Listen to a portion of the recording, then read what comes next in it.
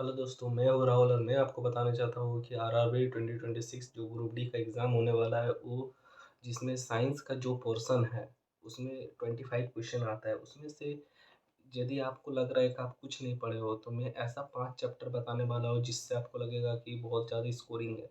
यदि आप previous year को देखते हो तो यही 5 चैप्टर से लगभग 12 से 15 क्वेश्चन आया हुआ है।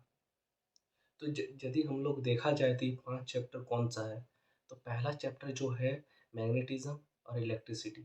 इस चैप्टर से लगभग यदि प्रीवियस ईयर में देखें तो कम से कम 200 क्वेश्चन से ज़्यादा आया हुआ है। यदि ऑल शिफ्ट का बात करें कि कितना क्वेश्चन आया है तो वो लगभग 200 क्वेश्चंस है।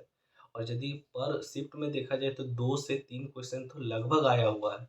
तो यदि आप लोग देखते हैं कि इसका सबसे टॉपिक कौन-कौन टॉपिक है जो आप यदि पढ़ लेंगे तो मिनिमम पढ़े हुए में ही आपको मैक्सिमम आउटपुट मिले तो वो topic first chapter electricity and magnetism. यदि इस चैप्टर में देखा जाए तो प्रीवियस ईयर में 2025 में लगभग 203 क्वेश्चन पूछा गया है ओवरऑल शिफ्ट मिलाकर। यदि हर शिफ्ट को देखा भी जाए तो 2 या 3 क्वेश्चन खाली ये 2 चैप्टर से आ सकता है, इलेक्ट्रिसिटी एंड मैग्नेटिज्म।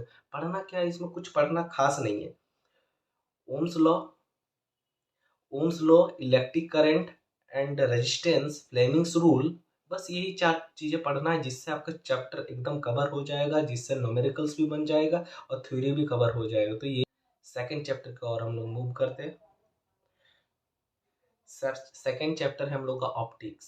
ये सबसे ज़्यादा स्कोरिंग है। Mirror formula, lens formula, scattering of light, diffraction, refraction, ये सारा टॉपिक यदि हम लोग पढ़ लेते तो इससे आराम से 2-3 क्वेश्चन तो आ ही सकता है।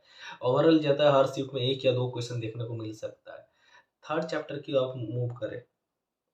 थर्ड चैप्टर सबसे ईज़ी, सबसे आसान और सबसे scoring, carbon and its compound.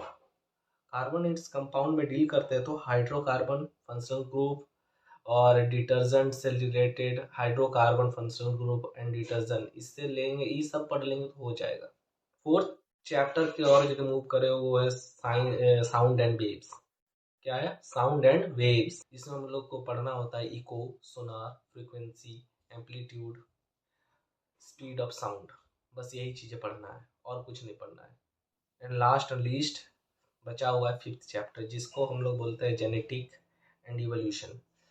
Last chapter यदि फिफ्थ चैप्टर देखा जाए इससे भी कम से कम 200 क्वेश्चन आया है, जो है 200 नहीं 130 का करीब क्वेश्चन आया है, जिसका नाम है जेनेटिक और इवोल्यूशन। ये एक ही chapter 4 page, Parmar book, Parmar SSC का यदि बुक हम लोग फॉलो करते हैं तो 4 पेज में कवर हो जाएगा। बहुत ही ब्रीफली एक्सप्लेन किया है परमार ने, जिससे हमको देखने को प्रीवियस ईयर का सारा क्वेश्चंस कवर हो जाए खाली 4 पेज का नोट्स में। यदि आप लोग फैटमैन यूज़ करते हो तो ईजिली आप लोग के लिए ये चैप्टर बहुत ज़्यादा हेल्पफुल होगा। ये 5 चैप्टर यदि आप लोग देखते हैं तो आप लोगों का ईजिली आप लोगों का 12 तो 15 क्वेश्चन बन ही जाना चाहिए। और जिससे एक जो जिसको लग रहा है कि खाली साइंस की वजह से वो उसका ग्रुप डी नहीं होगा तो उसके लिए बहुत ज़्यादा बेनिफिशियल है ये।